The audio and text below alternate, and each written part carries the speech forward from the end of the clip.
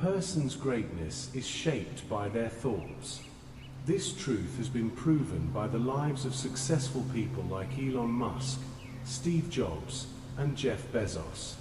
As Napoleon Hill wrote in his book Think and Grow Rich, what you think about, you become. But if that's true, why do so many people struggle to succeed? Do they not think about their future? Do they fail to see their own potential? Today's story will answer these questions.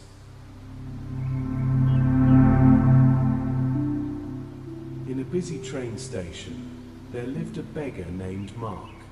Every day, he survived by asking travelers for money.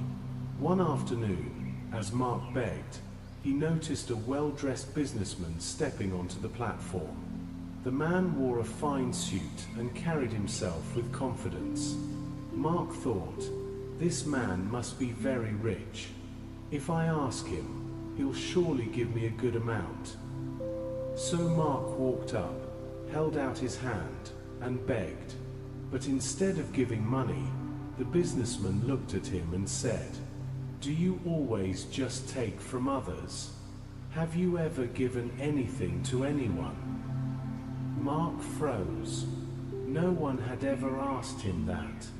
"Sir, I'm just a beggar," he replied quietly. "I have nothing to give. I only survive by asking." The businessman smiled slightly. "If you believe you have nothing to give, then you also have no right to ask for anything. I am a businessman.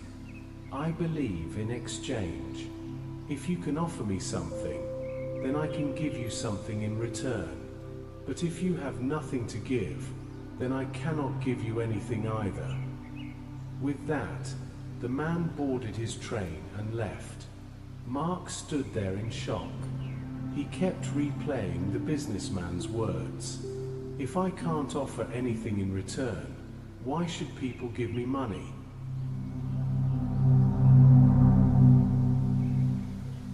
That night, Mark couldn't sleep. The man's words echoed in his head. If you want to receive, you must first give. For 2 days, he didn't ask anyone for money. He was too deep in thought.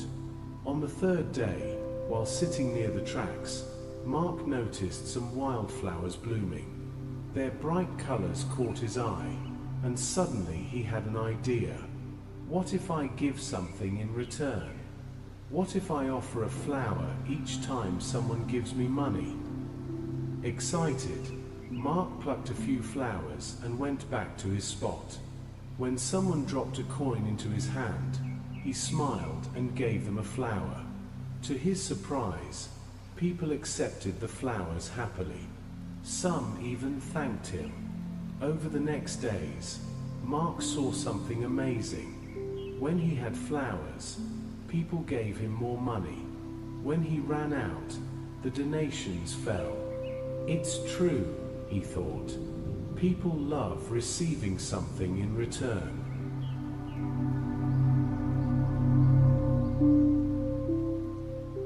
One day, while handing out flowers, Mark spotted the same businessman again. Rushing over, he said, "Sir, today I have something to give. If you give me money, I will give you flowers in return." The businessman smiled, handed him some cash, and accepted the flowers. "You have truly learned the value of exchange," he said. "Today, you are no longer a beggar, you are a businessman." The train pulled away, leaving Mark with a new thought. Am I really a businessman now? Then it struck him. Yes, I am. People weren't giving him money out of pity anymore. They were paying for his flowers. That meant he had a business. From that day, Mark stopped begging and started selling flowers. 6 months later, at the same railway station, 2 well-dressed men shook hands. One of them looked closely at the other and asked, "Do I know you?" The other man smiled. "Yes, we met twice before, right here." The first man frowned, trying to remember. Then his eyes widened in surprise. "Wait, you're the beggar, the one I refused to give money to, and later I bought flowers from." The man laughed. "Yes, that was me, but I'm no longer a beggar. Today, I run a successful flower business. I'm even traveling to expand it." The businessman was amazed. "That's incredible. What changed?" The flower seller smiled. "You taught me one of life's greatest truths. We only receive when we give. That day, I realized I was never really a beggar. I was a businessman all along. I just had to see myself that way." The two men shook hands again, not as beggar and businessman, but as equals. The lesson is clear. Life is shaped by how we see ourselves.